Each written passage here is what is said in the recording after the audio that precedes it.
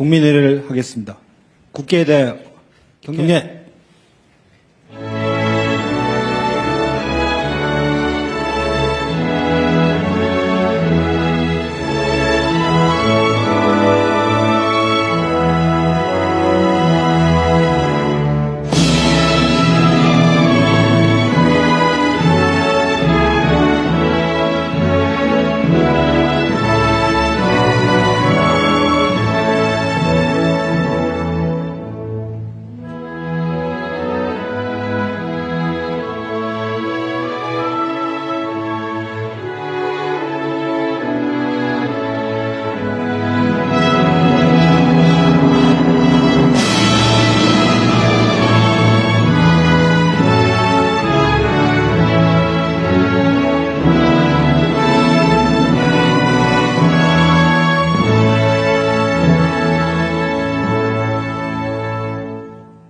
바로 모두 자리에 앉아주시기 바랍니다.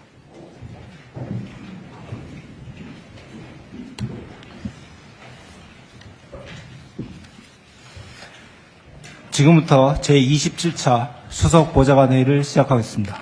대통령님의 모든 말씀이 있겠습니다. 네, 수석 보좌관, 비서관 여러분, 일이 많죠? 힘들죠? 아닙니다 소리는 아주 약하게 들리고. 근데 또 뭐 병원 간 직원들이 있다면서요? 아마도 청와대 업무가 워낙 경무라서 이 근무 시간도 새벽부터 밤늦게까지 또 뭐 주말도 없이 너무 오랫동안 강행군을 했는데, 물론 뭐 일을 어떻게 놓거나 뭐 떠밀릴 수도 없는 상황이라 이해는 하는데, 좀 비서실장께서 좀 대책을 강구를 좀 하십시오. 이게 이제 뭐 장기전을 해야 되는데 초기야 어떻게 견딘다고 하지만 계속 이러면 이게 견뎌나가기가 어려울 것 같아요. 혹시 뭐 정원 규정이 있어서 그런지 모르겠는데, 노는 것도 아니고 열심히 하는데, 누가 그런 얘기 하더라고요, 전에. 우리는 눈 뜨면 출근, 눈 감으면 퇴근이다. 공무원한테 휴일 밤이 어디냐 그랬더니 그 악덕 사업주라고. 그게 바로 악덕 사용자다. 모범적 사용자가 될 대통령이 그렇게 워라밸을 부인하고 아예 그렇게 혹사시키면 되겠냐. 근데 사실은 일리 있는 말이죠. 근데 뭐 정무직 공무원이라고 하는 게 그렇게 뭐 모든 걸 다 지켜서 하긴 어려운 건 또 현실이기도 하죠. 그래도 뭐 권력을 남용하고 누리면서 일도 안 하고 그러면 몰라도, 그게 아니고 정말 최선을 다하는데 이렇게 막 쓰러지고 이런 상황이 발생하면 그것도 바람직한 일은 아니어서, 필요하면 혹시 정원 규정에 문제가 없으면 또는 정원 규정을 고쳐서라도, 너무 업무가 과중한데 인력 보강도 좀 하시고요. 원래 휴일 아니면 야근 이런데 대체 인력이 원래 있어야 되잖아, 원래 법률상. 그래서 그런 점도 고려를 해서 좀 그 인력 운영 방안을 좀 강구를 좀 하시고요. 그다음에 여러분도 좀 쉬어가면서 하세요. 근데 할 일은 다 하고 할 일 안 하는 건 안 되고. 무지하게 어려운 거긴 한데, 하여튼 쓰러지거나 그런 일 없게 잘 관리하십시오. 중동 상황이 지속되면서 국제 에너지 수급의 불안정성이 심화되고 있습니다. 국내 역시 유가 상승, 또 핵심 원자재 수급 등의 여파로 민생과 경제산업 전반에 우려가 커지고 있습니다. 이런 상황이 계속되면 소비, 투자 심리가 위축되고 또 어렵게 맞은 이 경제 회복 흐름도 약화될 수가 있습니다. 특히 경제가 어려워질수록 취약계층이 받는 충격이 훨씬 더 큽니다. 우리 뭐 경험적으로 알고 있죠. 이렇게 상황이 어려우면 서민들의 삶이 더 팍팍해지고 또 부의 분배도 악화되는 경향이 있습니다. 이게 이제 양극화 불평등을 악화시키죠. 그리고 결국은 사회적 불안까지 이야기하게 됩니다. 지금은 뭐 이것저것 막 따질 때가 아닙니다. 민생 경제 충격 완화를 위한 골든타임을 절대로 허비해서는 안 되겠습니다. 우리가 할 수 있는 모든 정책 수단을 다각도로 총동원해서 이걸 신속하고 또 정교하게 집행하는데 역량을 집중해야 되겠습니다. 상반기 공공요금 동결, 또 뭐 농축수산물 할인 지원 확대 등을 포함해서 유류세이나 뭐 화물차, 대중교통, 농업인에 대한 유가보조금 지원에 속도를 내야 되겠습니다. 제가 한번 말씀드렸기도 한데, 우리가 이제 지원 방식이 다양하죠. 예를 들면 직접 지원, 간접 지원, 뭐 조세 지출하는 방법도 있고, 재정 지출하는 방법도 있고, 다양한데, 이게 일률적으로 하게 되면, 양극화 심화를 막기가 어렵죠. 그리고 추세적으로 양극화는 심화되는데, 불평등도 심화되는데, 똑같이 처우하면 사실은 그걸 악화시키는 결과를 빚게 되죠. 그래서 약화될 수 있도록 해야 되고, 그러려면 직접 지원 방향으로 바꾸고 또 차등 지원을 통해서 어려운 쪽에 더 많은 지원이 될 수 있도록 하는 게 필요하지 않을까 싶습니다.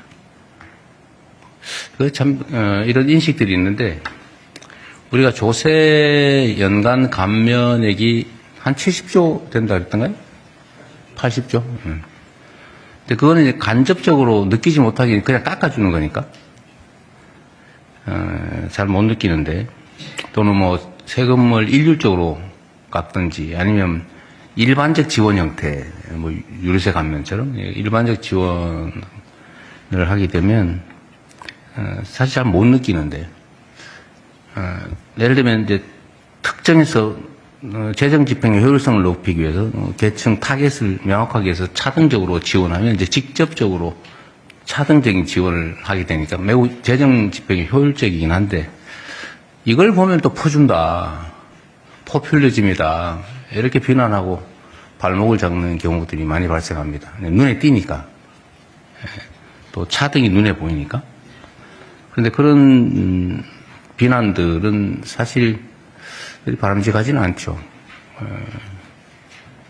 그래서 꼭 필요한데, 직접 지원을 하는 것이, 또 직접 지원을 하더라도 현금 지원하기보다는 뭐 지역화폐 형태로 지급해서 전액 매출로 소상공인 지역상권의 매출로 전환하면 이중 효과가 있는 거 아닌가 싶어요. 그런 점들을 감안해서 정책 판단을 해주시기 바랍니다.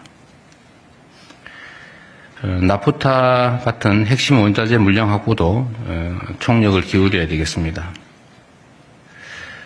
마침 식용유, 라면 생산업체들이 내달 출고분부터 일부 제품 가격을 최대 2자릿수까지 인하한다고 보고를 받았습니다.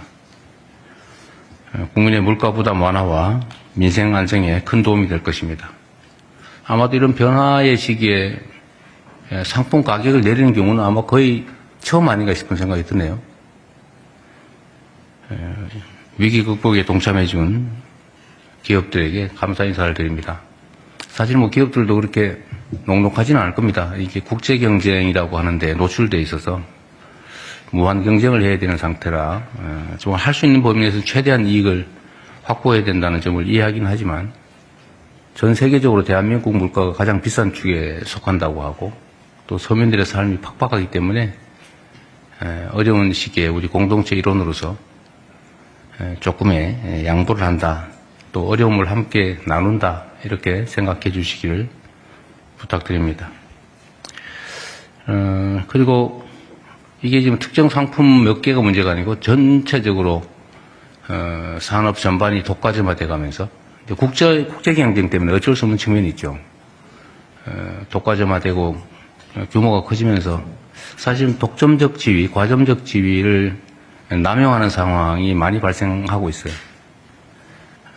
이런 영역들을 잘 찾아내서 부당하게 이익을 취하는, 그래서 부당하게 물가를 과중하게 부담시키는 그런 품목들에 대한 조사, 추적, 그다음 시정 조치에 또 적극적으로 각 부처들이 나설 수 있게 해주시기 바랍니다. 위기일수록 민생 안정과 경제 회복이 뒷걸음질 치지 않게 재정의 신속한 투입도 꼭 필요합니다. 결국 추경 편성을 하지 않을 수가 없는데 추경 편성도 최대한 신속하게 해주시기 바랍니다.